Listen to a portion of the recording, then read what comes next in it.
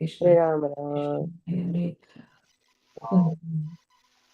Hare Ram Ram, Ram Hare Hare, Hare Krishna, Krishna Krishna, Hare Hare Ram, Hare, Hare Ram, Ram Ram, Hare Hare, Hare Ram Ram, Hare Krishna, Krishna Krishna, Hare Hare, Hare Ram, Ram Ram, Hare Hare, Hare Krishna, Krishna Krishna, Hare Hare, Hare Ram, Ram Ram, Hare Hare Ram, Hare Krishna, Krishna Krishna, Hare Hare, Hare Ram Ram, Hare Ram, Ram, Hare Hare, Hare Krishna, Krishna Krishna, Hare Hare, Hare Ram, Ram, Hare Hare, Hare Krishna, Krishna Krishna, Hare Krishna Krishna, Hare Hare, Hare Ram, Ram, Hare Hare, Hare Krishna, Krishna Hare Krishna, Hare Hare, Hare Ram, Ram, Hare Hare, Hare Krishna, Krishna Krishna, Hare Hare, Hare Krishna,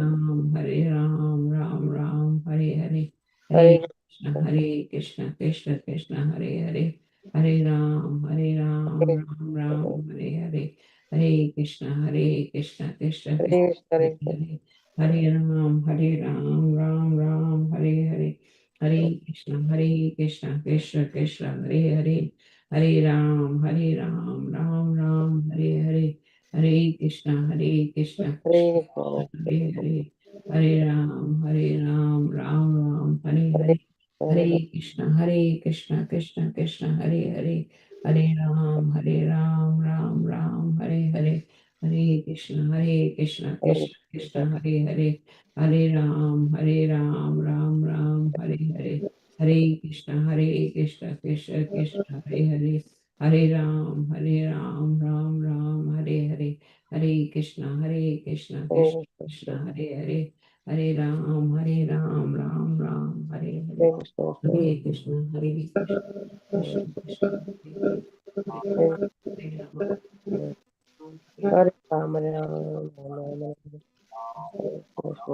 Krishna, Hare Krishna, Krishna Krishna, Hare Krishna, Krishna Krishna, Hare Ram, Hare Krishna, Krishna Krishna Krishna, Hare Ram, Hare Krishna, Krishna Krishna, Hare Ram, Hare Krishna, Hare Krishna, Krishna Krishna, Hare Krishna, Krishna Krishna, Hare Krishna, Krishna Krishna, Hare Krishna, Krishna Krishna, Hare Krishna, Hare Krishna, Hare Krishna, Krishna Krishna,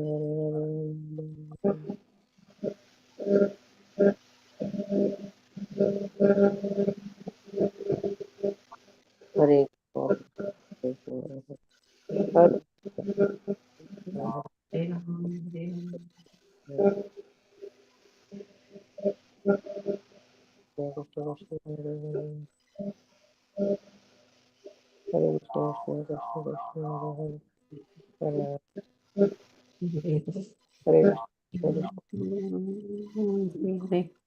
वाञ्छाकल्पतरुभ्यश्च कृपा सिन्धुभ्यैव पतितानां पावनेभ्यो वैष्णवेभ्यो नमो नमः। अनंत कोटि वैष्णव वृंद की जय। नामाचार्य श्रीला हरिदास ठाकुर की जय। श्रीला प्रभुपाद की जय। हरे कृष्णा एवरीवन। वेलकम टू नित्य हरिनाम morning session. Please accept my humble obeisances. All glories to Srila Prabhupada and Guru Maharaj. I am going to read a quote by Her Grace Nitai Semini Mataji. Don't be a photocopy in a world of originals. Krishna always made you beautifully unique. Take inspiration, not imitation. Transformation comes when you become the best version of who Krishna created you to be. In honor of Purushottam Mass, we are gonna skip today's announcements and we'll move on to the chanting of Chaurashtakam. So,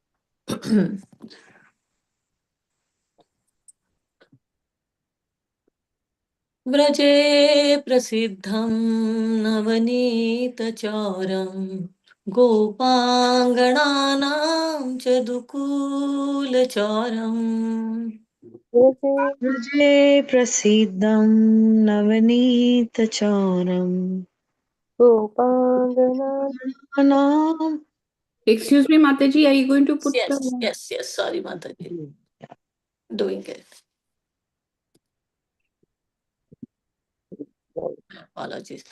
व्रजे प्रसिद्धं नवनीतचौरं गोपाङ्गणानां च दुकूलचौरम् व्रजे प्रसीदं नवनीतचोरं गोपागणानां चतुपूलचरम् अनेकजन्मार्जितपापचौरं चौरागण्यं पुरुषं नमामि एकजन्मार्जितपापचौरं चौराग्रगण्यं पुरुषं नमामि श्रीराधिकाया हृदयस्य चौरं नवाम्बुदश्यामलकान्तिचौरम् श्रीराधिकाया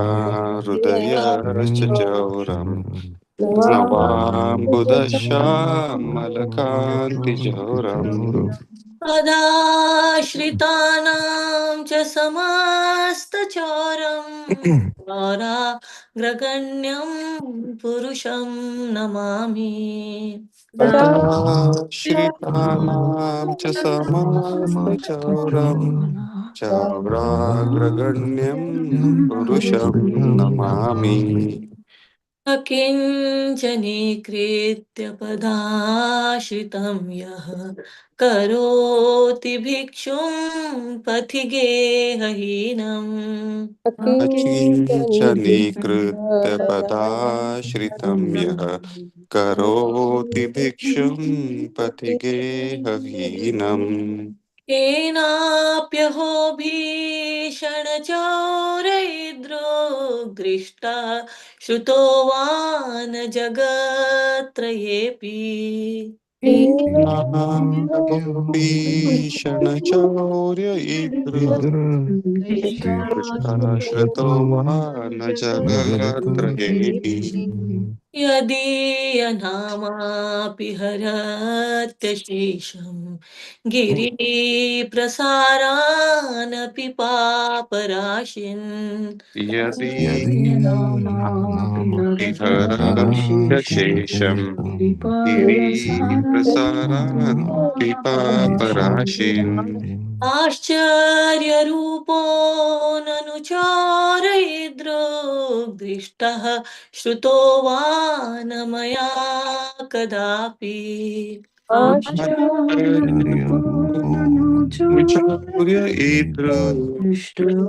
श्रुतो वा न मया कदापि धनं च मानं च तथेन्द्रियाणि प्राणां चरित्वा मम सर्वमेव धनं च मानं च तथेन्द्रियाणि प्राणां च हत्वा मम सर्वमेव पलायसे कुत्र धृतोऽद्यचोरा त्वं भक्ति नाम्नासि मया निरुद्ध पलायसे कुत्रधुतो चौर्य त्वं भक्तिधाम्नासि मया निरुद्धः हीनात्सि घोरं यमपाशबन्धं भीनात्सि भीमं भवपाशबन्धम्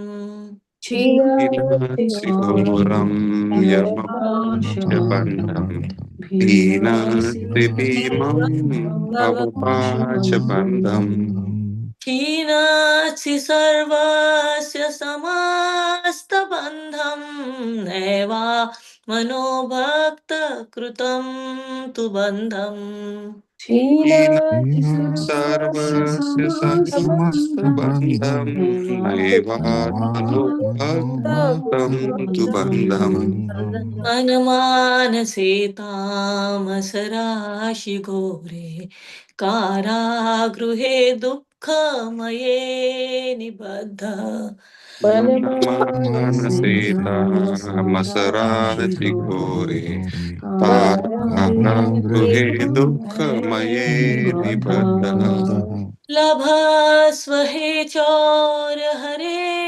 चिराय स्वचौर्य दोषोचितमेव दण्डम् स्वहेचौर्य हरेचिराय स्वचौर्यदोषोचितमेव दण्डम् कारागृहे वस सदा हृदये मदीये कारागृहे वस सदा हृदये मदीये मद्भक्तिपाशदृढबन्धन निश्चलः सन् मद्भक्तिपाशदृढबन्धन निश्चलः सन् त्वां कृष्ण हे प्रलयकोटिशतान्तरेऽपि त्वां कृष्ण हे प्रलयकोटिशतान्तरेऽपि सर्वस्वचौराहृदयान्न हि मोचयामि विमोचयामि। Translation. I offer my respectful obeisances to that foremost of thieves, who is We are famous in missing the Braj first as one. the butter thief, and he who steals the gopis' clothes, and who, for those who take shelter of him, steals the sins which have accrued over many lifetimes. Hare Krishna. I offer my respectable obeisances to the foremost of thieves, who steals Srimati Radhika's heart, who steals the dark cluster of fresh rain cloud, and who steals all the sins and sufferings of those who take shelter of his lotus feet. He turns his surrendered devotees into paupers and wandering homeless beggar. Alas, such a fearsome thief has never been seen or heard in all the three worlds. Mere utterance of his name purges one of a mountain of sins. Such an astonishingly wonderful thief I have never seen or heard of anywhere. O thief, having stolen my wealth, my honor, my senses, my life, and my everything, where can you run to? I have caught you with the rope of my devotion. Hare Krishna. You cut the terrible noose of Yamaraj, you sever the dreadful noose of material existence, and you slash everyone's material bondage, but you are unable to cut the knot fastened by your own loving devotees. Hare Krishna.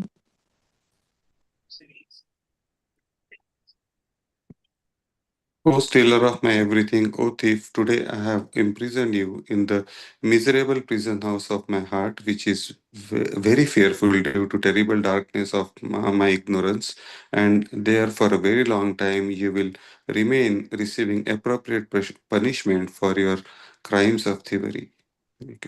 O Krishna, thief of my everything, the noose of my devotion, remaining forever tight, you will continue to reside in the prison house of my heart because I will not release you for millions of aeons.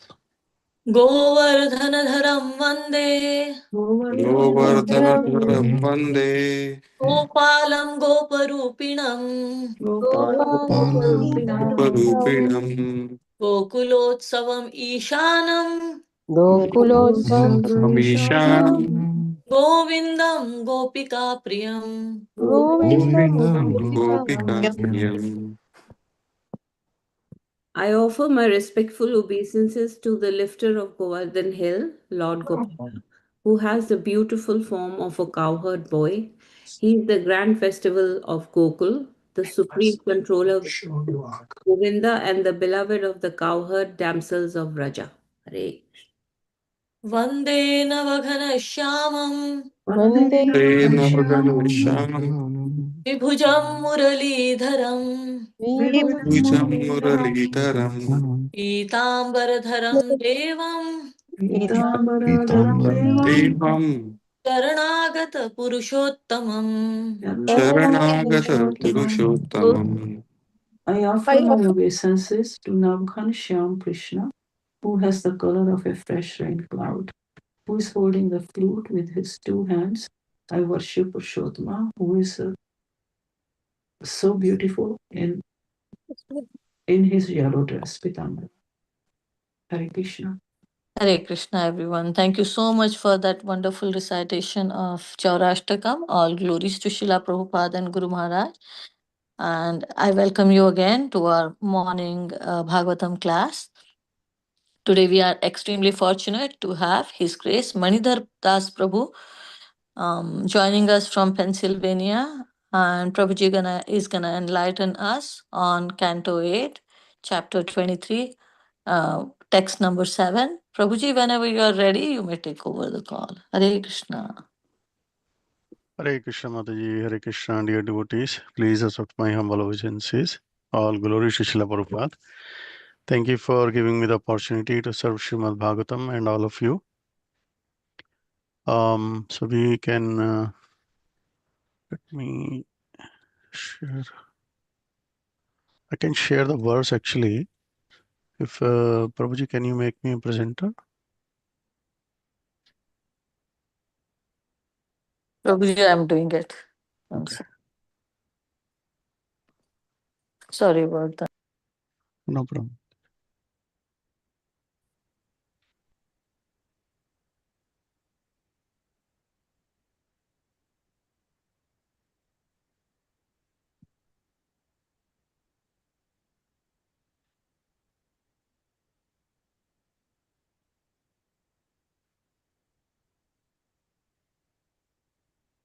Meanwhile, we can recite the prayers.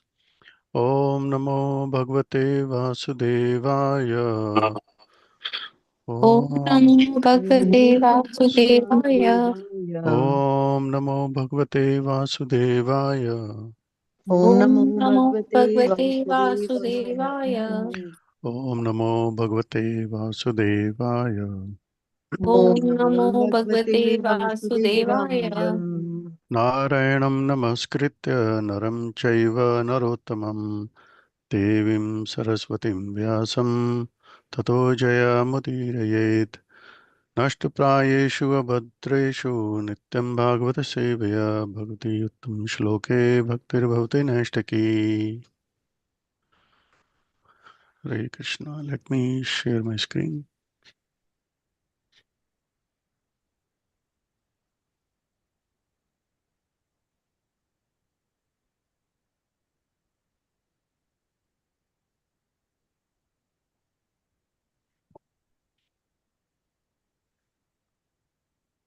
Hare Krishna. Can you see my screen, Mataji? The verse number 7. Yes, Prabhuji, we can see. Thank you.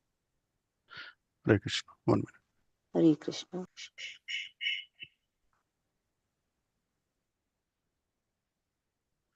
So today's verse is from Srimad Bhagavatam, Canto 8, chapter number 23, and verse number 7. So do we know like who is speaking these verses? I mean, from Srimad Bhagavatam.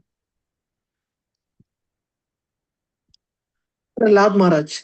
Yes, Mataji. So the Prahlad Maharaj is basically, so one might be wondering like, this is the pastime of Bali Maharaj. So how come Prahlad Maharaj is here? Like, he's, so he's basically praying to the Lord. So as you see, like from the previous verse, when like, on Friday Mataji covered it. So it says on the 5th one, when Prahlad Maharaj heard about how Bali Maharaj, his grandson, has been released from the bondage. And then basically, then he appeared, he came, Prahlad Maharaj came, and then, he started doing the prayers to the Lord. So that's what we are on the second verse of that prayer. It's not a huge prayer, just a few verses only. So we'll do the 7th verse for that one. So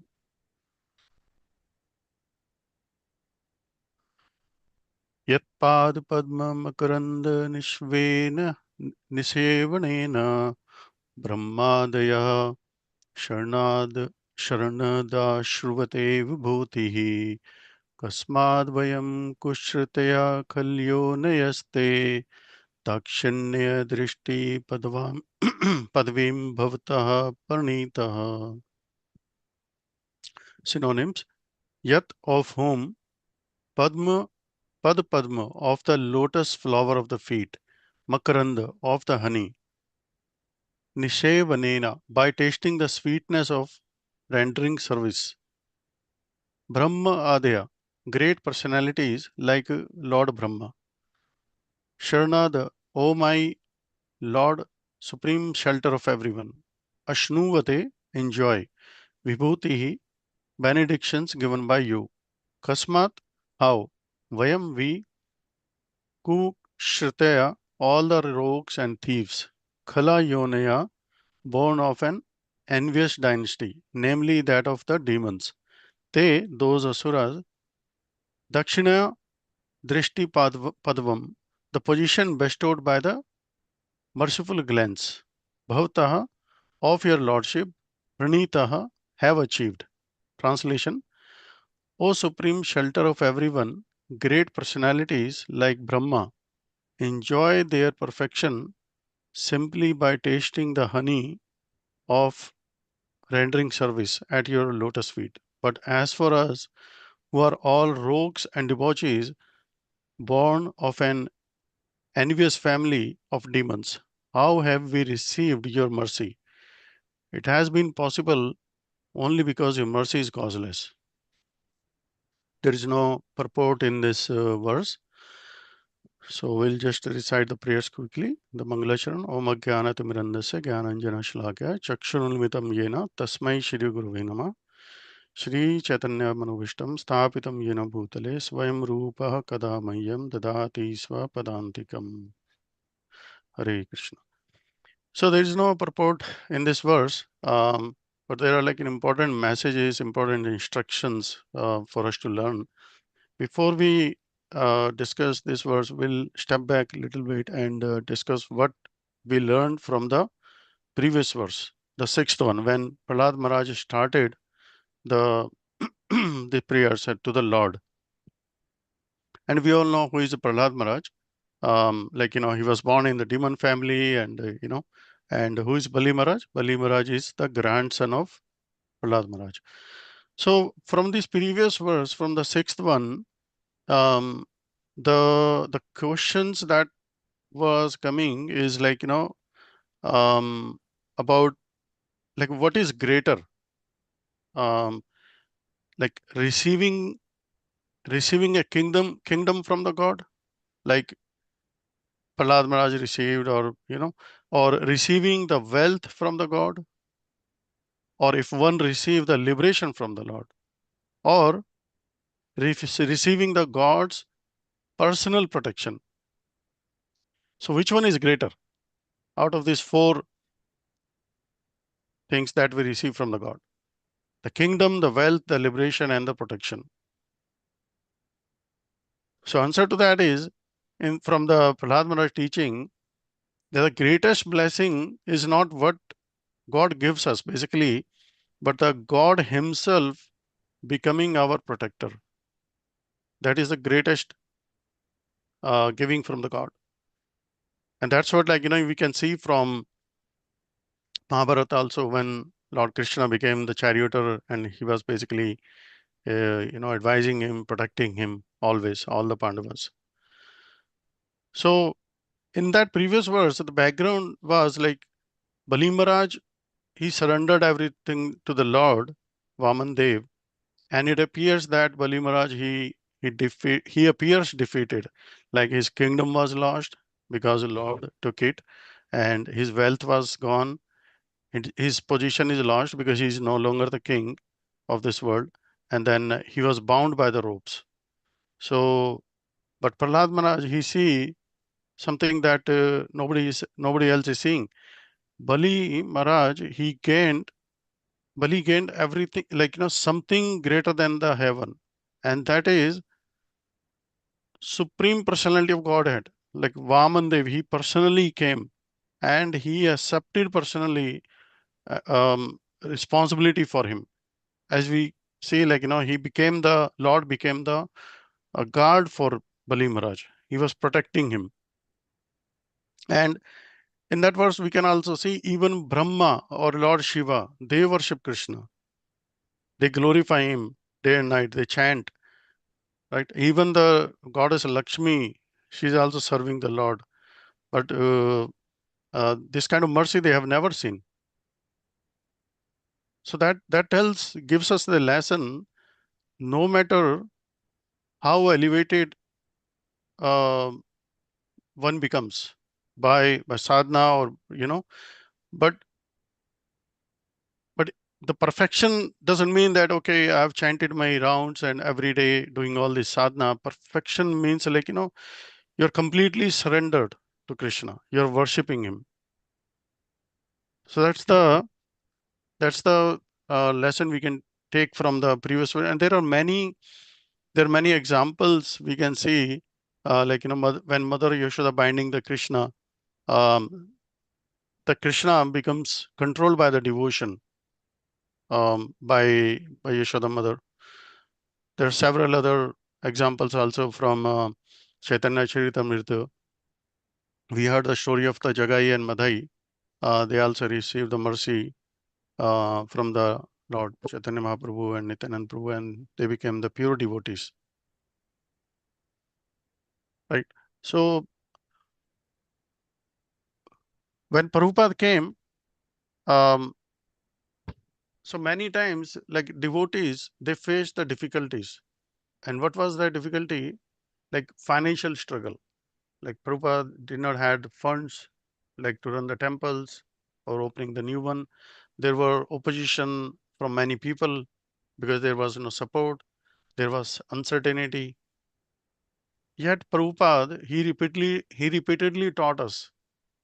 Prabhupada said, depend on Krishna. He was convinced that if we do the service sincerely, lovingly, and surrendered, that attracts the divine protection from the Lord. So he always used to say that even if there is no money coming, if we serve our deities nicely, the Lakshmi will automatically flow.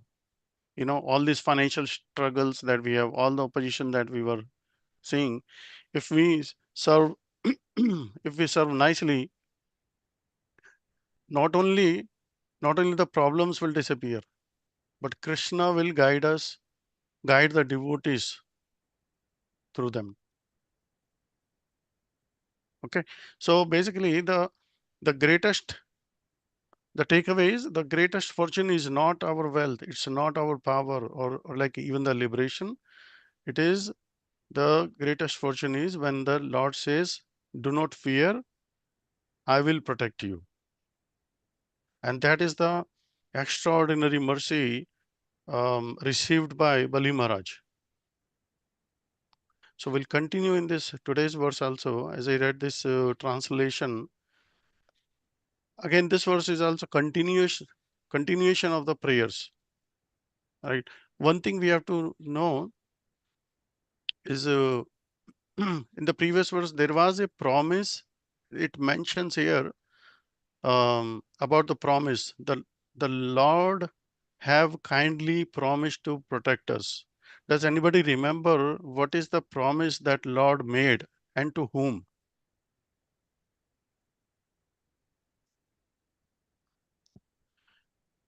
It was, the Lord promise was made to Aditi,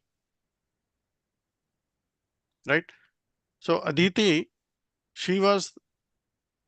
Lord promised to Aditi that he would personally protect her sons, and restore their lost kingdom. So we know that who is Aditi and Diti. All the demons, they came from Diti, and the demigods, all the devatas, they came from Aditi. And they both were married to Kashyap Muni. So one might be wondering why Aditi had the demons and Aditi had the demigods. So it was basically, we'll not go too much in detail, but basically, as per Srimad Bhagavatam, and if we read the pastime, it was to do with the time of the conception, um, of Diti. So that changed the mindset of all the progeny from Diti. So continuing from here, so Aditi had 12 sons, and the Lord said, "Okay, I will protect you. I will protect your sons." And for that, Aditi did the Payovrata, and we read those like a couple of months back, all the prayers of Payovrata. So that was a promise. He promised that he will incarnate as her own son from her, as her own son from her womb, actually. So Vaman Dev appeared actually, and he promised, and he basically protected all the sons of Aditi. So for this verse, there are few questions. One thing is there, when Prahlad Maharaj is glorifying the Lord, he's saying that even Brahma and great demigods, they attain perfection by serving the Lord, right? The Lord's lotus feet. And the ordinary beings like us, unqualified. And yet somehow the Lord's mercy reaches us.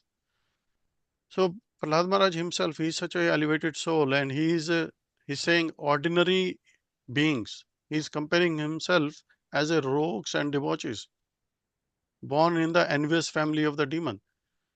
So basically, this verse is mostly about the mercy, how the causeless mercy, the mercy is not earned. It is basically a causeless. It's a hetuki, mercy from the Lord. So one question one might be asking, why the God is showing mercy to someone unqualified, right? And if we see that if the great personalities like Brahma, they depend on service, then what about us? Like even we cannot just say, okay, Brahma is just sitting there, he is doing so much service. And and we may also ask, is our spiritual success, is it based on our qualification, our sadhana that we do every day, or is it based on the mercy? So those questions basically we can easily see from this verse. When we discuss that. So when we get the spiritual life, if somebody gives us the naam, okay, you do the chanting. If somebody is giving us Bhagavad Gita, it is the spiritual life. It's just not it's not a reward for the qualified one, right? It goes to the unqualified. When we do the book distribution, we don't see like, okay, I'm going to give the book to this person. He seems more qualified. We just approach anyone out there, right? So the reflection is, first reflection to this is, when Prahlad Maharaj says great personalities like Brahma, he attained perfection by tasting the honey of service. So that means the first reflection is that the greatest soul like Brahma, they also depend on the service. So without service, we cannot make progress. So how is Brahma performing the service? One might be asking. We read Srimad Bhagavatam initially, you read the first and second cantos, it talks about the creation. So who is the creator of this universe? Brahma. So Brahma first created Chatur Kumar, Sanat Sanandan, Sanatan, Sanat Kumar, and the Chatur Kumar, they refused to reproduce, and they became sannyasi. And then Brahma, after that, he created like several other sons from his mind, Manas Putra, and those were known as the Prajapatis. So he did so much service, like he did the progeny, like he did created the universe, and then he created the first woman, Shatrupa, which was like later married to Swambhu Manu. So this all creation was done by Brahma only. Then Brahma is he's one of the most intelligent being in this material creation. And how is that? Lord Brahma, he could take charge of creating like all the living beings, all the living beings in this material world. Lord Brahma is considered the most intelligent person because he is the first created entity and he was directly empowered by the Lord. Right? When we read Bhagavatam, Lord Brahma says, I'm not the creator. Even though we say that Brahma is a creator for this, he said, I'm not the creator. I just recreate what has been already created. All this living soul, living entity, all the souls are given. So he's just recreating it. So he's humbly passing on, like any credit that goes to him is passing on to the Supreme Lord. So he acts as a secondary creator and he acts as a universal engineer, Lord Brahma. So who is Lord Brahma? Lord Brahma is a Jiva Tattva basically. And he did so much tapasya. He did he has a very highly exalted position. And why? And actually the Brahma is not even a name. It's a post. Like Indra is the post. So Brahma is also the post. So how one can become Brahma? So he would have definitely did spiritual advancement in his previous lifetimes. Right? Like as Lord says, even if you do little bit of service in this lifetime, that will not go in vain. Even if somebody does something and then after that he does not progress, or basically he falls down, and then Lord will take care of him in the next lifetime. He will continue his devotion from the um, last life he did. So same thing, the Brahma, he did so much spiritual advancement in his previous lifetime that Lord gave him the post of Brahma. And when this creation was there, when this universe was created, and at that time there was nobody else present except Krishna. Krishna directly transmitted his all the full knowledge to the of the universe, including all the Vedas, everything, to the Brahma. So Brahma is just not he just not create the living beings. He acts as a he does not create the soul basically. He acts as his universal manager, and uh, you know, so that's what Brahma does. And Brahma, he, as I said, like he's most intelligent. Why he's intelligent? Because he possesses, it is said, 78% of the divine attributes of the Lord. He has 78% of the qualities of the Lord, and that makes him the most intellectual and spiritual potent being in this material creation, right? So there is a pastime when Srila Prabhupada was like doing the conversation with one of the like person, like intellectual person. They were asking, okay, we have all this knowledge. Then Srila Prabhupada says, um, our Vedic information that was created, um, like that is the most intelligent, and that is Lord Brahma. That was Srila Prabhupada also said. And we have received our Vedic knowledge from Brahma, and he is so perfect. And then when Srila Prabhupada says to the other person, he says, give an example, like, he says, Dr. Frog, you might have heard Dr. Frog, he studied within the 3 feet well. Okay, so his knowledge is limited to that well only. the well has a little reservoir of the water, right? But if we see the Atlantic Ocean, Pacific Ocean, that also has a reservoir of water, but there is a vast difference.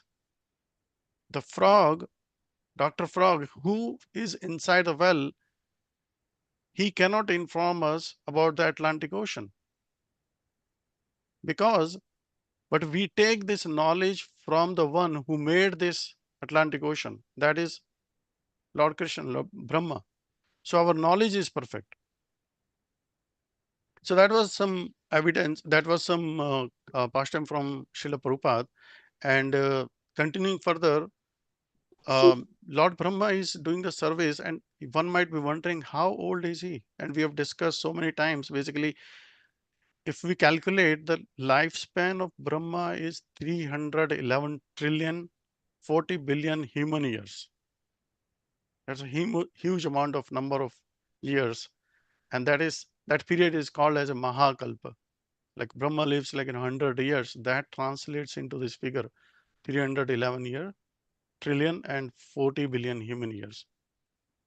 So one might be, Prabhupada says, like, with this calculation, the life of Brahma, it seems like it's a very, very big, it's very infinite. But from the viewpoint of the eternity, if you see, it is just like a lightning flash. Like he came and then he went. Prabhupada always gives the example of a mosquito. Like we as a living being, we live like 78 years or maximum 100. He gives example of mosquito basically.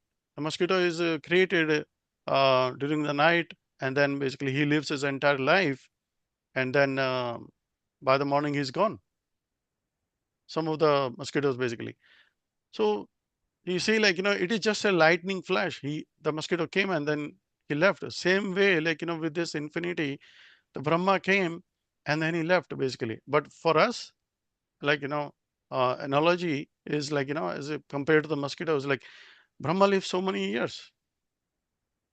So Brahma and all his creation, this is all part of this material universe basically. Okay. But even though Brahma has a very high position, he may be very powerful, just like a president. Okay, he is very powerful, but he still serves the law of the country. He serves the constitution of the country, and he is the higher authority. So one cannot say the president is like, he is independent. So similarly, Brahma is dependent on Krishna. So he's not independent. He's basically depending on Krishna only. The second realization from this is the self-realization of a devotee. How is that? When Prahlad Maharaj, he is elevated soul, and he himself is saying, we are rogues and debauchees born in the family of demons. So one might be thinking, why is Prahlad Maharaj speaking like this? Because Prahlad Maharaj is an advanced devotee, and advanced devotion produces what? It produces the humility, being humble. And advanced devotion produces self-awareness.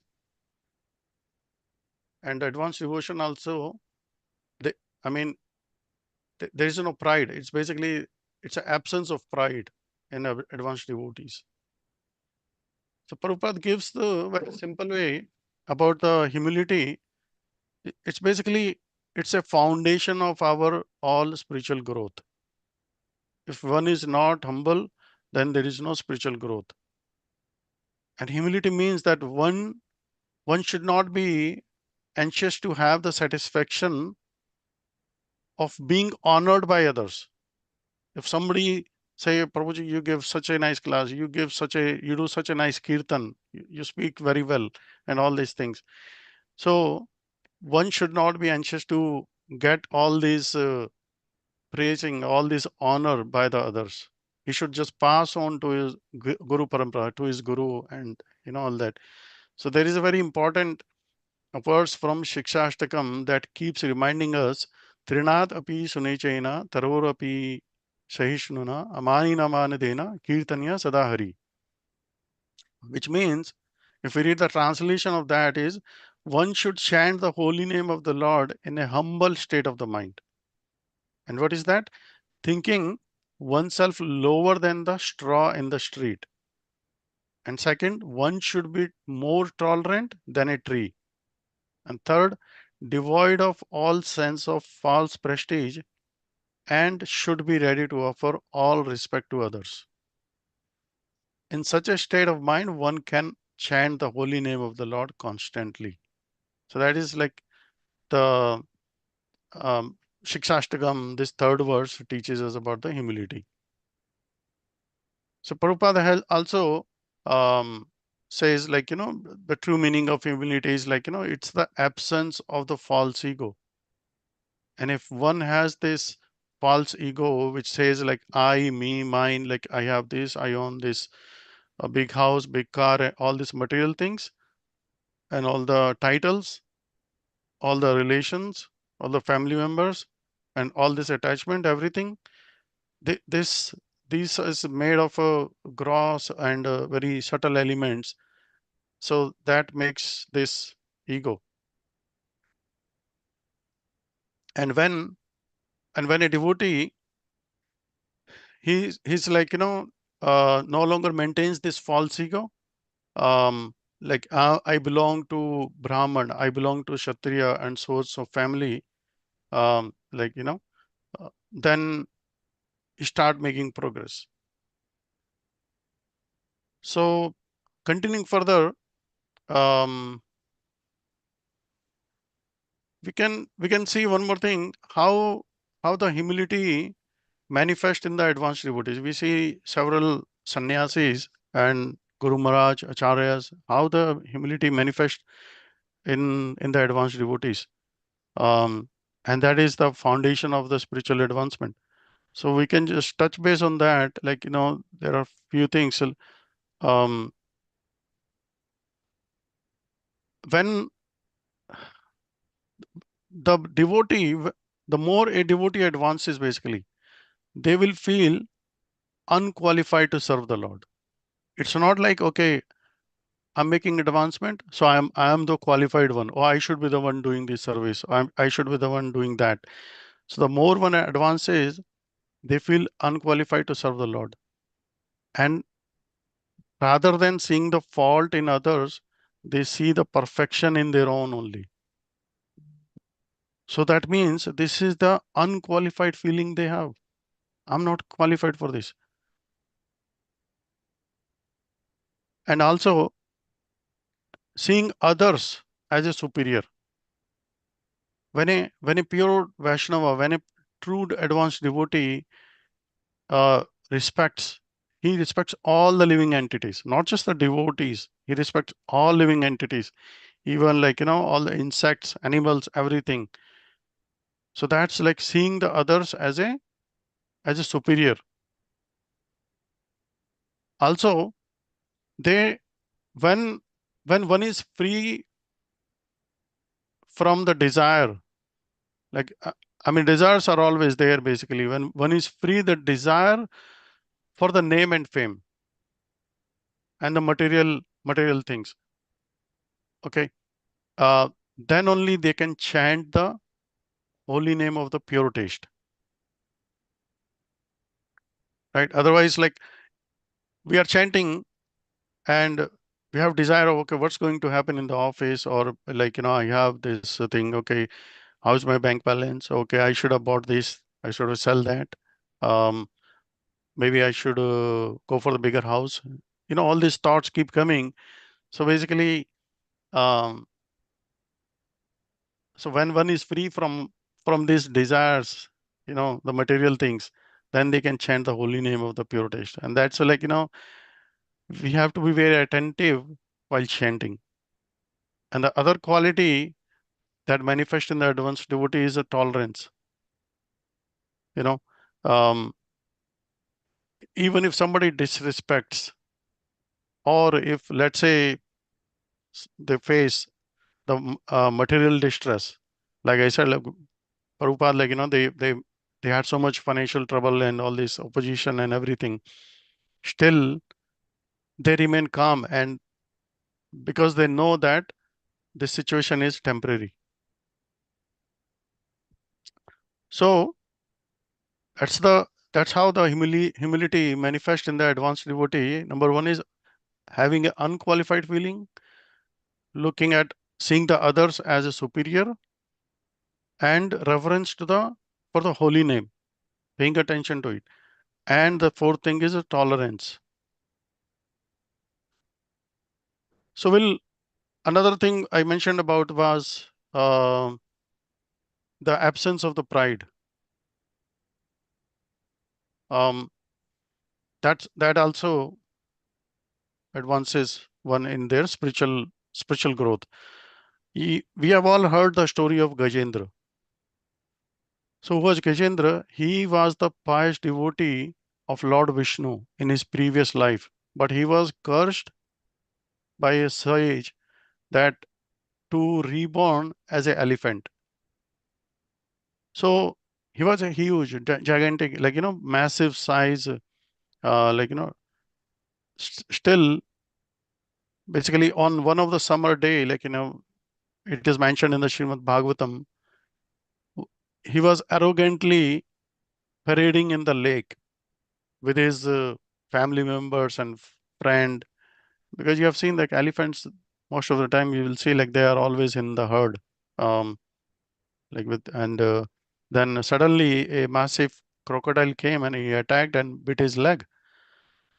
So the struggle was the Gajendra fought with all his power, everything he had, and this battle with the crocodile, it lasted for thousands of years.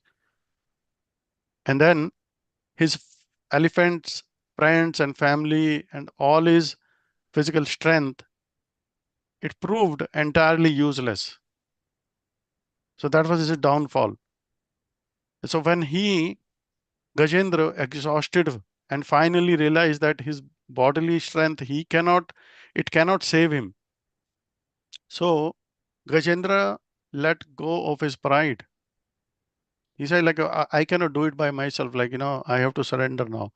So with this complete humility and surrender, he plucked a lotus flower and within his trunk, and then he offered to the Lord Vishnu unconditionally.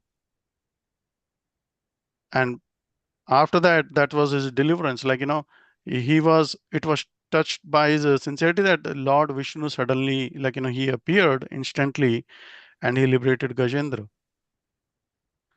So that teaches us about he was powerful. He thought his family member will save him and everything. But when he could not do himself, then he let go his pride and then he surrendered to the Lord. So similarly, Prabhupada also says this pride and the danger. Pride is basically the danger of the spiritual fall down. Prabhupada says many times that pride is like clear indicator of a spiritual decline. It's like a hurt trapped in a false ego, and he's unable to appreciate the spiritual success, like how others are progressing. He's unable to appreciate those, and the purity. He does not see the purity of the others, and that's what Prabhupada says. It's a spiritual fall down. So by developing this absence of pride, one can make spiritual progress, and that's what the qualities of Lord Brahma is. Like he's humble.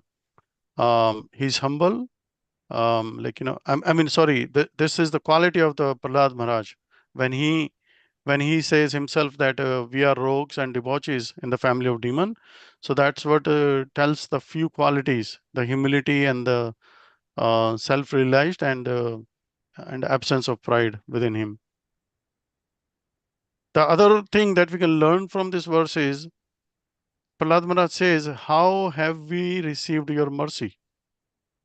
He himself says, "Okay, we are debauchees, and how have we received the mercy?" So the thing is, will somebody who is qualified will receive the mercy?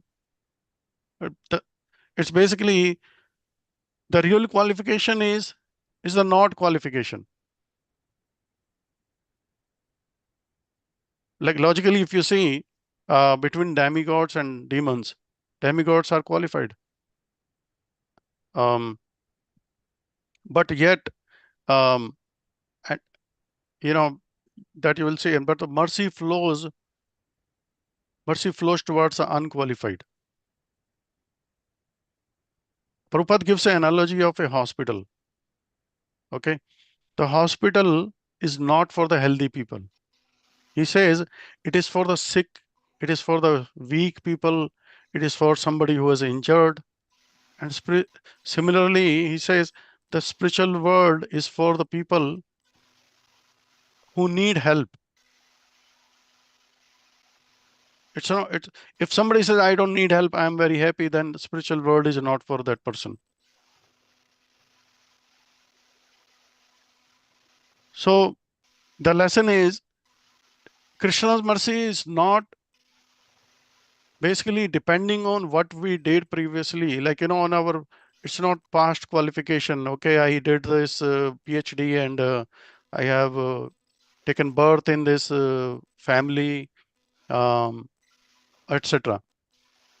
It's a causeless basically. And there was a story about a temple, like this is related to Srila Prabhupada, I will say. In 1972, Prabhupada was in Japan and he wanted to open a temple there. So at that time, there were like about 30 temples in the world, and Prabhupada wanted to open 108 temples before he leave this world. So every new temple brings a challenge. So opening this new temples was very important to Prabhupada. And Prabhupada says, whoever opens a temple in Japan, Lord Chaitanya will personally come and take back to Godhead. I repeat, like whoever opens a temple in Japan, Lord Chaitanya will personally come and take back to Godhead. So it's not very easy to go back to Godhead. So there are like many stages one has to cross, like in order to get the pure love of Godhead and realize and also realize his relationship with Krishna. So Prabhupada showed us, he told us, like, what is required to go back to Godhead. And he said, if we have even a little bit or a pinch of material desire, we will have to take another birth. Like in case of we heard the pastimes, like,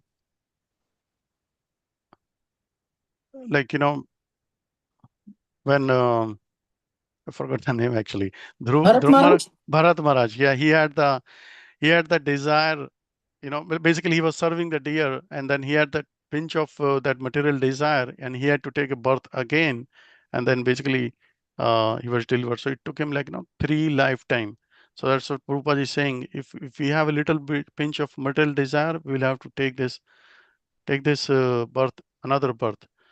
So somebody might be asking, then how is it Prabhupada is saying that Lord Chaitanya will take a devotee back to Godhead? And when the devotee is not fully qualified, how is that going to work?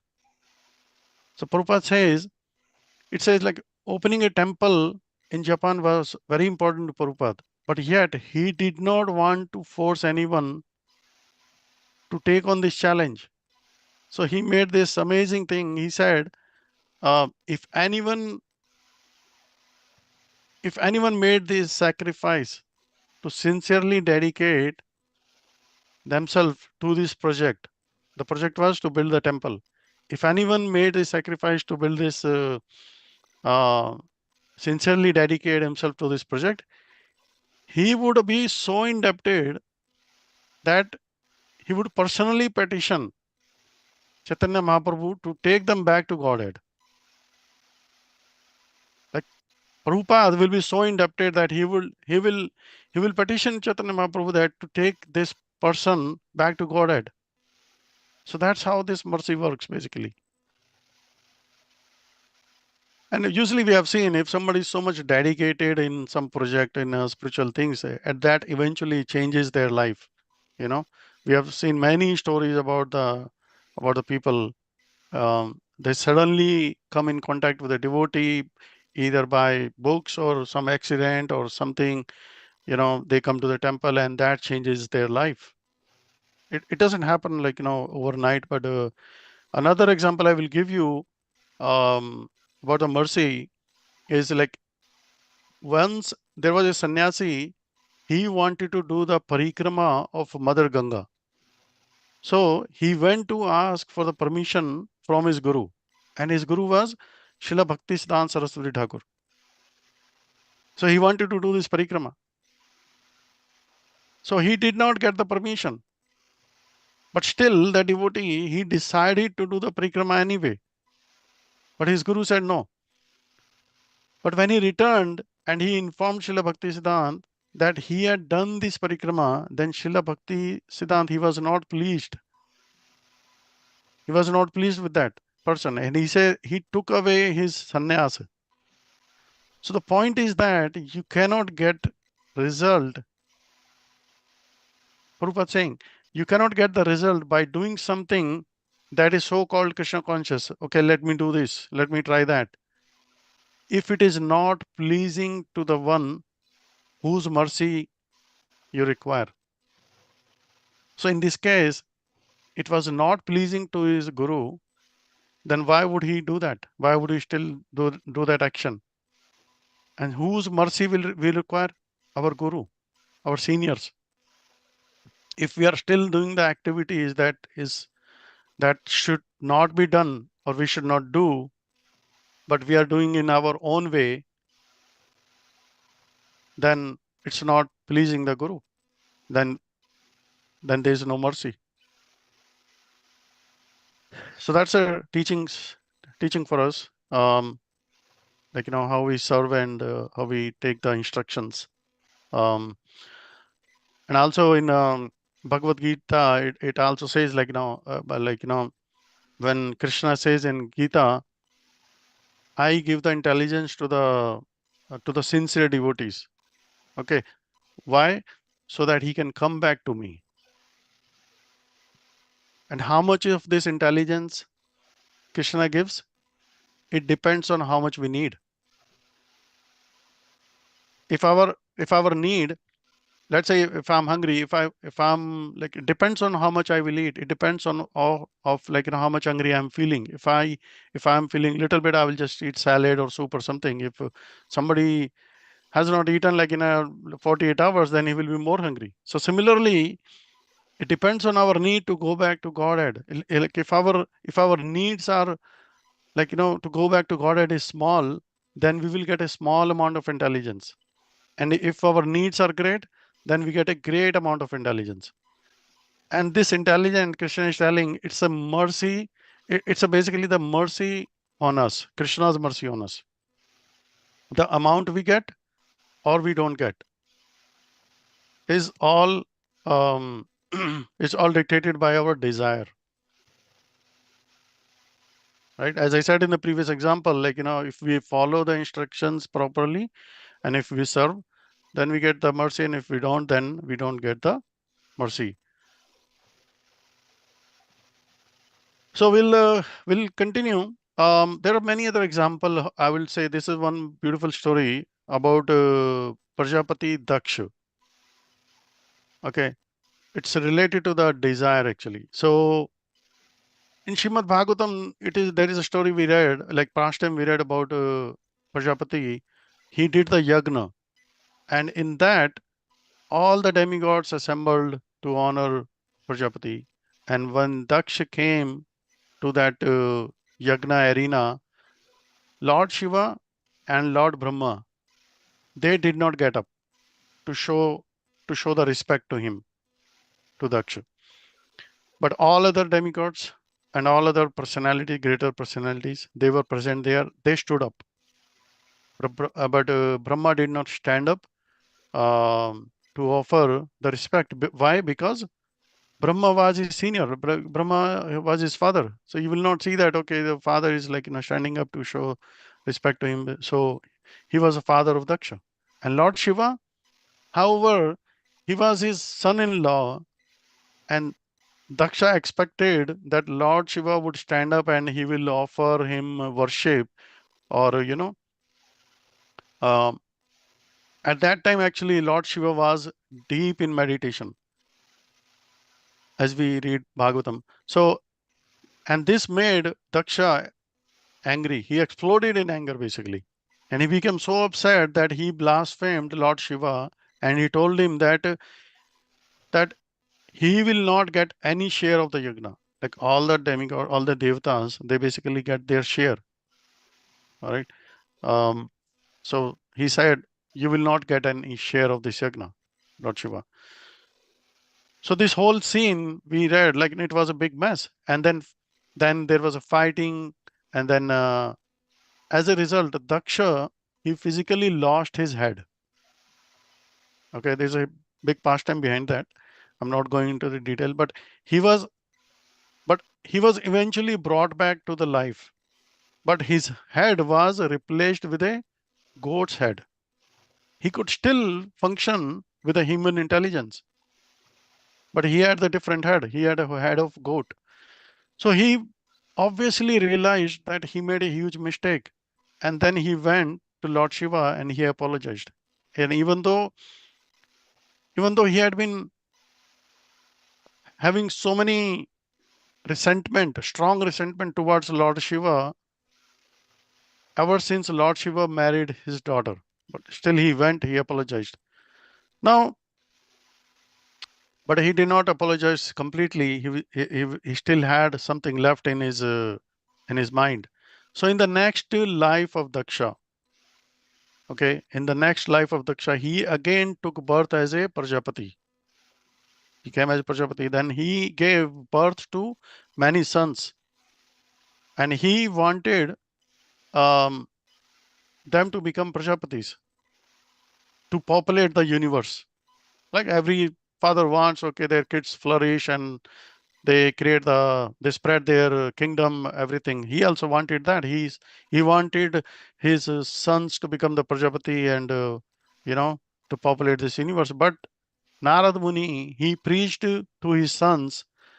Um, there was a philosophy, it says, keep it simple, sadhu. And he convinced all his sons not to marry.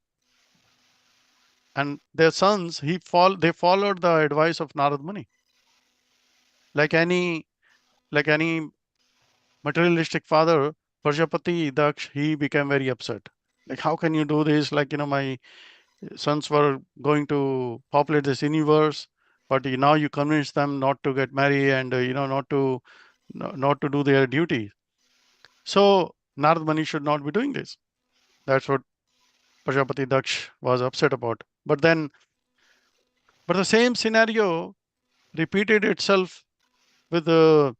So you see, like it's the same scenario repeated itself with Daksha's son. So this time Daksha could not contain himself and he cursed Narad that he would not be able to stay in one place for more than 3 days. And that's why we see Narad Muni is always roaming and chanting Lord's name, Narayan, Narayan.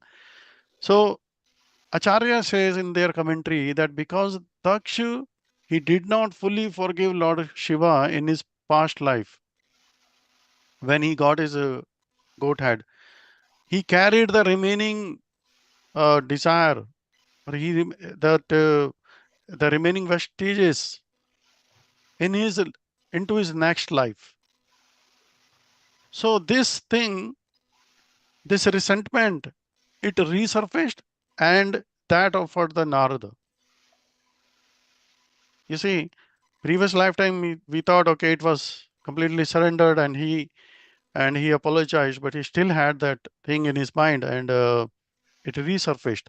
So this shows our desires, our aspirations, they carry from one life to another life. And how it happens? Because Krishna gives us that remembrance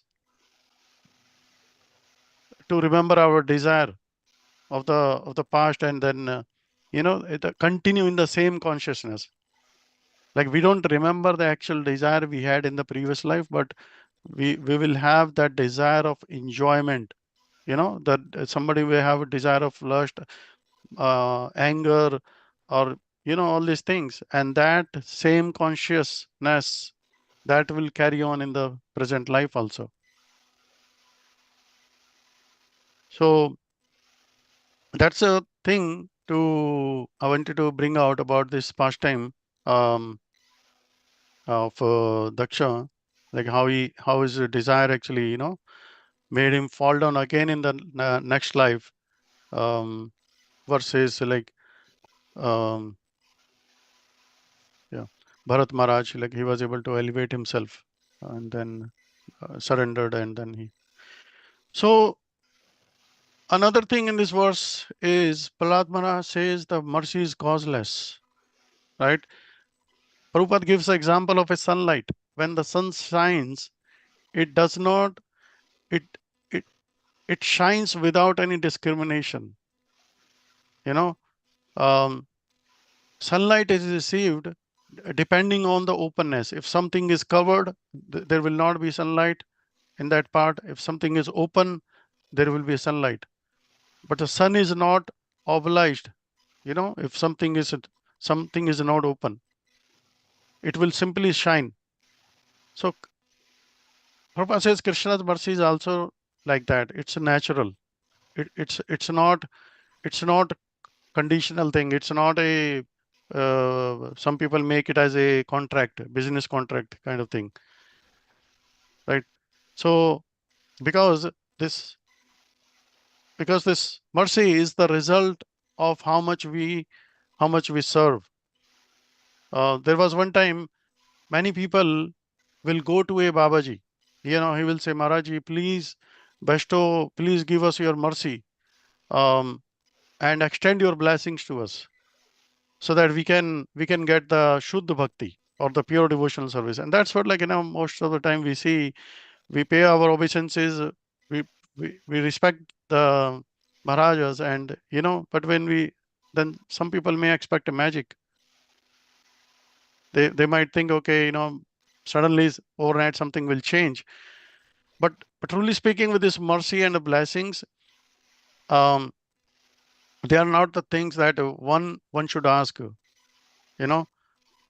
but when Shri Guru or Vaishnava or Bhagwan, Lord, he will not give their mercy simply because we are asking for it. Right? That's how the devotee was asking by approaching Maharaj. Okay, I want your mercy. You don't get the mercy from Guru, Vaishnava, and Krishna because simply we are asking for it. Although from external vision we can see that Guru or the Vaishnava, they will still extend their blessings, and they will give them the best wishes through their sweet words, and they will keep their hand on their head. But it should not be understood as a true blessing. So how the true blessing or the mercy appear, even though without being requested, without even asking for it, right? That blessing or mercy, it cannot be externally expressed with our words. It cannot be expressed with our action. Basically, the point I'm trying to make is the desire to get the mercy, it is basically based on how much we serve, how much is our service. So that's what in Mahaprabhu also said in Chaitanya Charitamrita, in Madhya Lila, there is a verse. It says that Krishna's mercy is dependent only on the service performed with the utmost love and affection. So that's the thing. So we have to perform our service with the utmost love and affection, then we get the mercy from our Guru, from Vaishnavas, and from Krishna. So I think I've spoken many things about here, like, how the Lord Brahma is the great personality and how he does the service, what qualities he has, and how the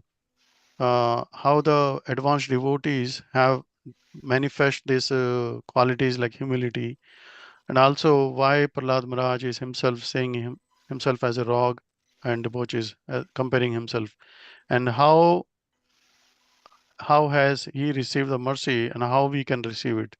So, and it is possibly simply by the Ahatuki Kripa from the Lord. And we discussed like many pastimes by Srila Prabhupada also, like, from his lifetime. We could take one more verse, but we don't have time. We are about 8:30, so I think we can stop here. I would like to request devotees, if you have any question, if you want to add anything what I said, please feel free to do so, and we can discuss any points. Hare Hare Krishna. Krishna. Hare Krishna Prabhuji, Dandavat Pranam. Dandavat Thank Pranam. you so much for your wonderful class. You were mentioning the point to receive Lord's mercy, we need to serve with love and affection. But but for me, what I think is, I don't even have that love and affection to the service. It's usually mechanical. So what is the solution for it? What do you think? What are the suggestions? Can you please let me know, Prabhuji? Thank you.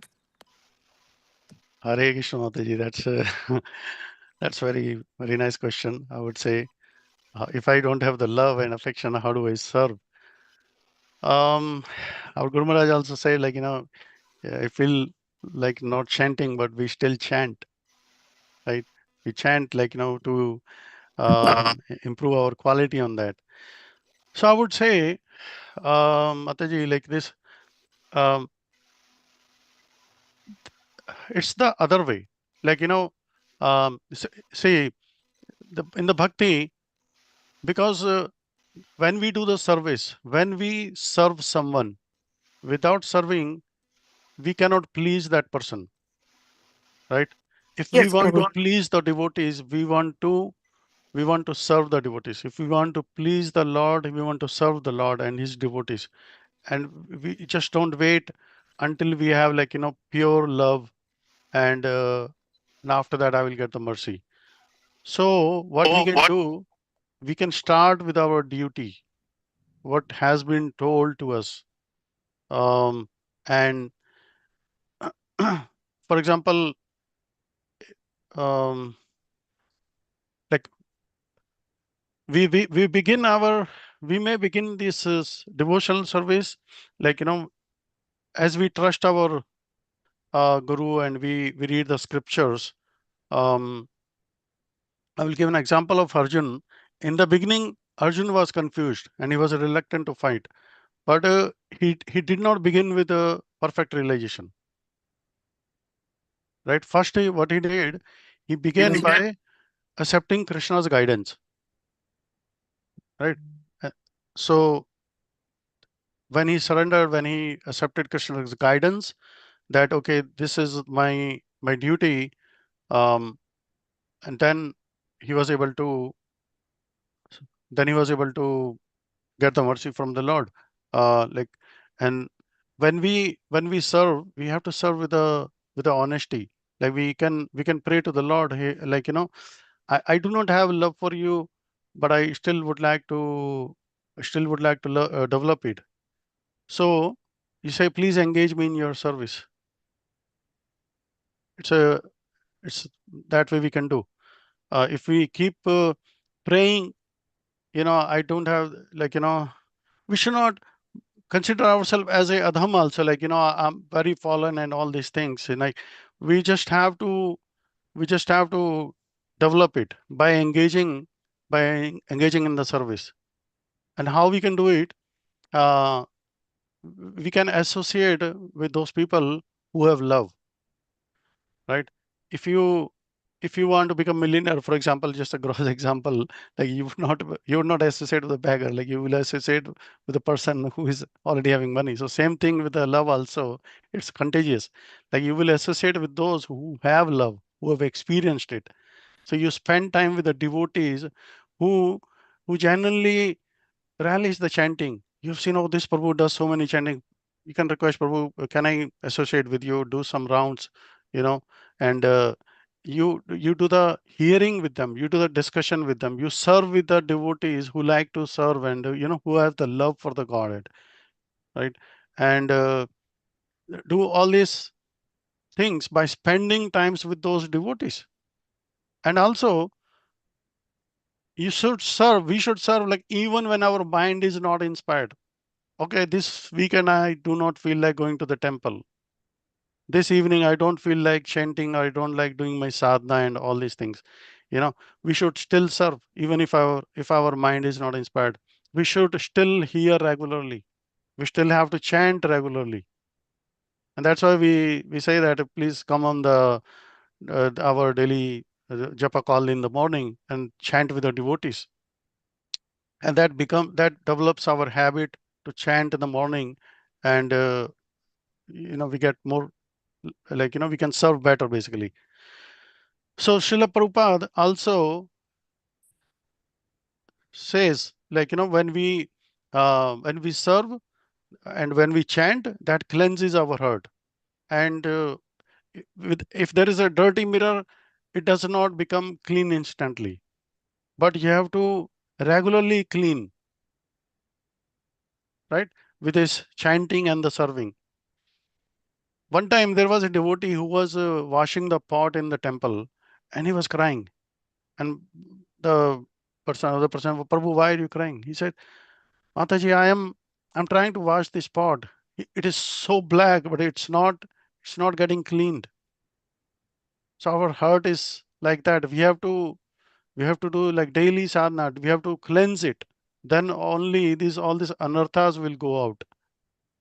So Mataji, in short, basically, to answer your question, like we start with our duty, we serve honestly, we associate our with the devotees who have love, who have experience, and serve even if we are not inspired. So I think that will definitely increase our love for the Godhead. Wonderful, Prabhuji. Thank you so much Thank you, for your Mataji. solutions. Yes. Hare Krishna. Krishna, Prabhuji, Hare Dandavat Krishna. Pranam. Thank you so much for such a wonderful class and sharing so many pastimes. And you stressed on the importance of service and mercy today. And can I add something to what Mataji asked Prabhu? Just one Yes. point I remembered Yes, when Mataji, you were, please. yeah. Yes. So, but extremely wonderful class, Prabhu. Lot of points. I'm gonna go back and listen to it again. So, a point that Mataji asked, I heard in one of the classes that it's exactly, I'm not sure how many people on this call are, they were like they had arranged marriage. So, especially in arranged marriage, the family will tell the girl that, like the question is always there, how do I know that I love this person? So it's explained that have faith. We have experienced it as you spend time with this person, you will develop love for him and you will have children. We cannot, like, right on the first day, we cannot like you get engaged and you are like, how am I gonna love this person, or how I'm gonna have babies? So it is explained that it happens, like you have to serve with faith, and the love develops, and even the children, they come, so it's not instant, it's a process, and it has to begin with faith. So that I heard that recently somewhere, Prabhu, so I just wanted to add that. Yes, Mataji. That's Hare a wonderful Krishna. point to add, actually, the serve with honesty and basically with our duty and faith. The faith has to be there. Yeah. And Yes, Hare yes. Krishna, Thank you so much, Prabhuji and Mata. Mataji, I can, from my personal experience, and I can also, maybe it works for me, is that when we start chanting, I feel, if you put on some bhajan, which is very heart touching to you, then emotions come out. and then you start getting interested in the japa also. Because if you straight away sit for japa, sometimes it gets very mechanical. So it works for me, and that's what I've heard also for many people, that start music is one of the very good ways, and your favorite bhajan that evokes those emotions in you could help. Thank you, Mata. That's right, Madhi, and that's why when we attend any program in ISKCON, basically we start with the bhajan only. So we are dive into so much material things when we come to the program and we start with the bhajan and kirtan. Basically, it settles our mind, and sometimes and then after that we go into the chanting. That's a wonderful point, Mataji. I would share one thing. Like one of my godbrother, he associated with he heard Visheshika Maharaj. One thing he said when we do the chanting, generally people just do devotees say Hare Krishna, Krishna Krishna, Hare Ram, Ram Ram, Hare. He said, put a focus on the first few words of the Mahamantra. Like focus means say it loudly with more focus. Hare Krishna, Hare Krishna. When you start saying that, eventually the rest of the mantra you will have the focus. You will not lose actually. And when you start the next beat, again say Hare Krishna, Hare Krishna. So when you say loudly little bit, your mind basically get diverted towards what you're saying. Otherwise, our mind is engaged in something else, and we don't hear what we are saying. Just wanted to share that thing only. What Yes, Maharaj. Prabhuji, that's very helpful. Hmm. Thank you so much. Thank you so much, Hare Krishna. Mataji and Prabhuji. Thank you so much for your wonderful suggestions. Thank you, Mataji. All blessings from you, Guru Hare Guranga. Krishna Prabhuji, my Dandavat Pranam to you and all the devotees. Srila Prabhupada ki jai, Guru Maharaj ki jai. Thank you for a very nice class. I was just amazed to hear you. And, like you quoted Srila Prabhupada and so many other, just there was not even a purport to the, there was no purport to the this thing, but there was so much that, we could hear from you. And I also wanted to add one thing, like one time one devotee was not bowing down. He didn't felt the love for Krishna in the temple. So Srila Prabhupada, he came, so all the devotees said, this person doesn't come and bow down. He just stands like that, like with pride and all. So then Hmm. Srila Prabhupada came and gave his causeless mercy and said, he bowed down. He said, you bow down. First you bow down. So the person bowed down. Every time he would tell him, then automatically he started bowing down. He developed those affection, humility, and all those qualities which Prabhu discussed today. Prabhuji discussed today. And then, there was a change in heart like that. And also if like just my example, like I know that before I was in Krishna consciousness, I used to just cook for a nuclear family, my husband, wife, like I'm sorry, for myself, my husband, both my daughters. But as I joined ISKCON, and I joined ISKCON through the kitchen. So in the kitchen, when I was cooking, I was thinking like devotees are cooking and everything. You have to take a bath and then go in the afternoon, especially when there's an evening feast. And like those devotees are selflessly cooking for all the uh, sangat and association, all the devotees that come, to take prasadam after the whole Sunday love feast that happens. And there were devotees there in the kitchen who would cook certain amount of sabjis, everything, and serve, and nothing was left. So I used to then I used to see that nothing is there, there was. So I used to go to the kitchen, and there was this Nand Prabhu. He was a disciple of Bhakti Charu Maharaj. He was so inspiring. I said, Prabhuji, what are you going to eat? He says, I'll just take some potatoes and make a sabji, and, like a just with jeera, simple. And I really like that. And, he's made a whole feast, and he's serving, like everyone selflessly. So I imbibed those qualities in myself. So then I started calling people also at myself. So one of my friend noticed, and she said, like, you made like nice gajar ka halwa and everything you served. I don't see anything in the kitchen. So I said, this happened not because it happened because I associated with Nand Prabhu and many other devotees. That's why I took those qualities. Otherwise, I was only connected to me, my husband, and both my daughters. So these temples which Srila Prabhupada, like Prabhuji gave an example of how in Japan, like he was asking some devotees to make. So I mean, these temples of ISKCON were just not created like that. These temples are so precious that unless and until we go there, it's like they say you step into the person, it's like a dham there, for us. You step in there and then the best way to associate is to, get involved, like cleaning, DT seva, and especially kitchen, I would say. Kitchen is one place where, especially in America, India is different situation because everybody is mostly male people cook, Matajis don't, but there is in India, in USA, there's the whole load comes on the Matajis. You will see all the Matajis are the one who are cooking in the temple and cutting all this. I mean, I've seen mostly like that. I'm not sure about other places, but like. Well, it's not like that in Reliant Temple, but in Orlando Temple, yes, two temples I'm connected to in Orlando in USA. So one place Prabhujis are involved, and another place Matajis are involved.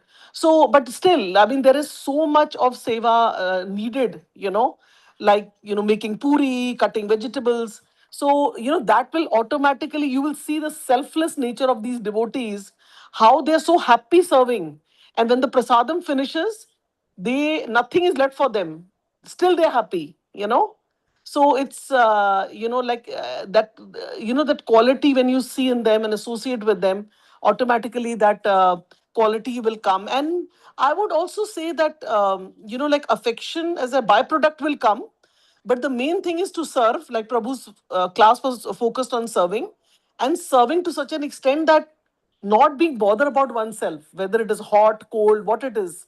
You cut your finger, anything happens to you, you still serve, continue serving. So I just wanted to add that, Prabhuji, very inspiring your class. I was able to remember this instance of Nand Prabhu. I don't know where he is now. I don't know where he is now, but I've seen him. And I used to. He was a young brahmachari that time, and I used to see the way he worked. I mean, he's such a set example for me. And because of that, now also, if anybody comes or suddenly I have to cook for someone, I'm all ready. And I don't care what amount is left or not. Just cook and serve. Selflessly, just for others. So I like. So and then other qualities people started noticing in me. My friend circle, they saw me earlier was like that. When I joined ISKCON, Hare Krishna, kitchen, everything, then they saw a change in me, and then they were like, "What has happened to you? You were not like that." I said, "Because of association of devotees, I became like that. Otherwise, I wouldn't have been." So, that's just wanted to share that personal example. Thank you, Prabhuji, for Sure, the wonderful Mataji. class. I just want to Prabhuji, say, one like, question. Yeah. I one have one thing. question also. Yes, Yeah. yes, Mataji. Go ahead, Prabhuji, go ahead. Now, I was saying, like, about the bow down thing when you say, like, Yeah. it may not be the offense also, because sometimes when we see that what this person did not bow down to pay the respect. See, the thing is, it may be like, he may be new to the spiritual life. Maybe this is his first or second, and, he come from a different culture also, Yes, yes, or, yes. something like that.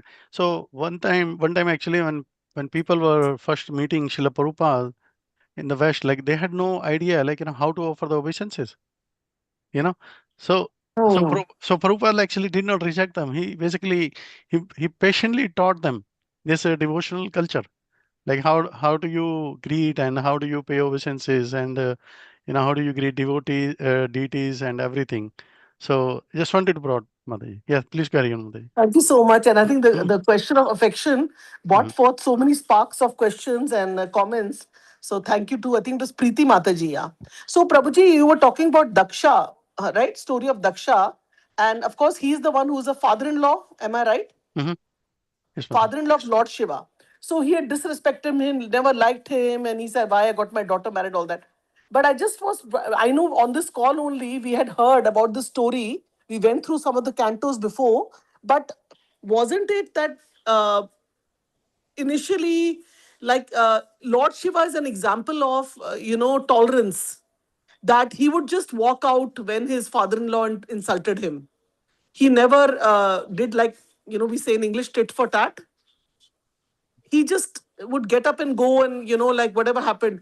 But I know that this head there was one time he did lose his temper, and I just wanted to recollect that story, and it is because of him only that his father-in-law had that goat or a horse on his body.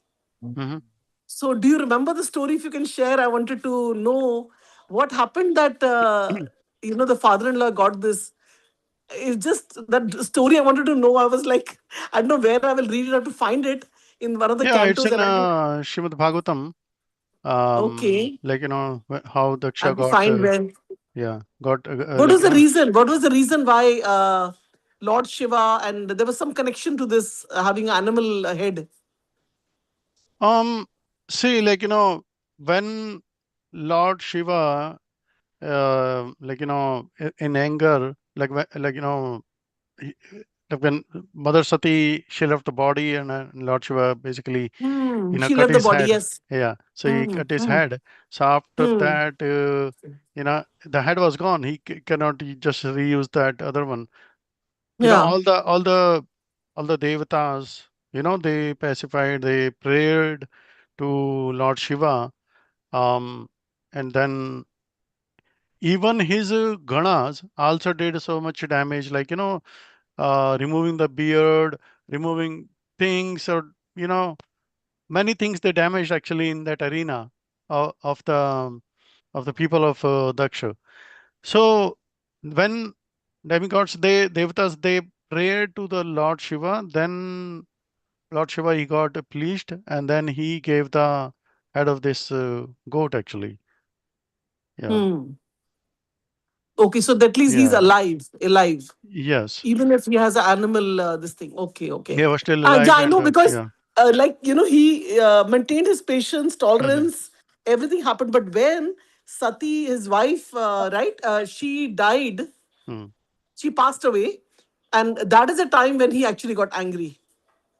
Yes. That he That time was he like got angry. basically. Yes. Mm. Oh, okay, now I recollected the story. I was just wondering that I know there was a correction of that, similar to the story of Lord Ganesh. Yes, exactly, Mataji. I was going to say that. Yes. Can you So. repeat that story in which he was supposed to guard Parvati? Mhm. And then mother said that she actually she created him with his like he I don't know, like sweat or something. Parvati was very strong, and she wanted a son because the husband was not there to protect, and she was going for bathing or something like that. I don't know, this story has different. Yeah, I mean, Mother Parvati, she desired to have a personal attendant, right? Yes, And then, so what she did, from the clay, from her body, from Mother yes. Parvati's body, she created a boy actually, and she brought him to the life, and then she instructed him to guard the entrance while she is taking a bath. So that's how Lord Ganesh, he appeared. And then when Lord Shiva appeared, he came and he wished to enter that area where Mother Parvati was taking bath. So the boy, he did not recognize Lord Shiva, and he basically Talk to followed him. the order of Mother Parvati. And that was a conflict between them. And then after that, conflict, the Ganesha head was beheaded, and then basically then Mother Parvati came, and she was very upset, and then she she became very overwhelmed with this grief and anger she had. And then after that, she promised to then Lord Shiva promised to bring him back to the life, and then Shiva instructed his ganas, his attendants, to bring the head of a first living entity, first living being they find in the north direction, right? Hmm. So Hmm. they went, and whatever they found in the north direction, the first living being, its head, and the head was Like, placed attached to the boy's body, and then that's how he revived. And then like Ganesha's position was he has a very exalted position, and then Shiva blessed him, that declaring that Ganesha will be he would be honored first before starting of any auspicious activity and worship. So all these things happened with this pastime. so Prabhuji, Similarly, yes, yeah. yes. One question arises, like, we hear so many times in Bhagavad Gita Mhm. that, Krishna is in everyone's heart. So he knows what is going on in everyone's heart and what we are thinking. But when it comes to Devatas and Devijis, like, Parvati, Lord Shiva, Mhm. so and they say that he's in charge, not in ignorance, Lord Shiva. So from this story, we can also still make out why Lord Krishna is the supreme person who we should worship and, give our life to. Like Bhakti Charu Maharaj would say, give this life, one life to, Krishna, like the Hare Krishna movement. So, in the sense that, like, if suppose Lord Krishna was there in the position of Lord Shiva, he would have known that my wife has done this, and kept the sun there. But that's why we also see that these devtas, I mean, otherwise, Lord Shiva didn't know, he came and just chopped his head. And then later on, he realized, oh, it's like whatever came from Parvati. And so this incident also proves to us that, if Krishna was there, then, this incident would have happened because he's a supreme person.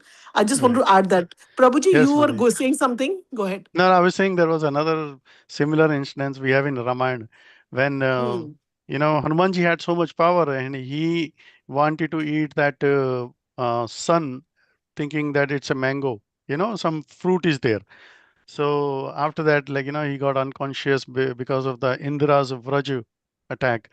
So then Hanumanji also, like, he did not get the new head, but he basically got so many blessings from all the devatas, from Lord Vishnu, Brahma, and everybody. They came, they gave him so much power and blessings to Hanumanji. So similarly, like Lord Shiva also gave him so much blessings to Lord Ganesha. So it's all basically the past times. It's all Leela performed by the Lord. Actually, he wanted to glorify his devotees and then engage him in their service. You see Lord Hanuman actually how he was engaged in Lord Ram's service. Yeah, Mataji. Yes, Prabhuji. That's Thank you so much once Thank again for you. wonderful class and realizations and question answers. And I really feel happy, Prabhuji, that you're giving Bhagavatam class, and Mataji. hopefully we can hear Bhagavad Gita also from you It's on someday. the by hearing, Mataji, hearing only. Like Yeah, you keep if hearing and if then you uh, repeat. Yes. if Shama Rasika Mataji is hearing me, then sometimes we do want speakers on Saturday. Yes, Mataji. This Prabhuji, I don't know his name, I forgot, not on top of my head, who comes on Neela something, Neela Govind. Yeah, Neil Govind. Prabhuji is Prabhuji is not in there, so India. Prabhuji, you Yeah. can give classes that day. So we have your association through Bhagavad Gita also. Thank you, Prabhuji. Hare Krishna. Mataji. Others must have got question answers. Thank Mataji, you. I think Prabhuji has given Bhagavad Gita classes before. Yeah, Yeah, I've I heard used to do that in the many evening. Yeah, I used to do in many the years evening. back. Yes, many years. Yeah, Yeah, during the many COVID years back times. when we used to have an evening call. Yeah. But that time, yes, because I sometimes would not join that call because of cooking and other things to do at home. But yes, during morning and like India evening time, this suits kind of here the schedule. Yeah. Sure. Mataji, I have to drop. Actually, I have a meeting at 9. So Thank you, Prabhuji, for the wonderful class. thank you, Hare Mataji, for your Krishna. blessings. God, All yeah. glory to Srila Prabhupada Guru Maharaj. Hare Krishna. Hare Krishna. Hare Krishna. Vanchakalpatrubhasya kripa sindhu revacha patitanam pavnebhyo vaishnavebhyo namo namah. Anandakoti Vaishnavindu ki jai. Yay. Srila Shri Prabhupada Prabhupada ki Jai. jai. Yay. Manidhar Jai. Prabhu ji ki all jai. devotees ki Yay. jai. Jai. Hare Thank you, Nitya Krishna. Harinam Bhakti Sangha ki Devi. Devotee jai. ki jai. Thank Purushottam you so Mas much, ki Prabhu. Ki jai. jai. Jai. Jai. Such a Hari wonderful bol. class, Hare Prabhu. Gaur Bhakta Krishna. Vrind ki jai. Jai. Hare Krishna. Jai. Hari Hare Hari Krishna. Krishna. Hari Bol. Hari bol. Hari bol.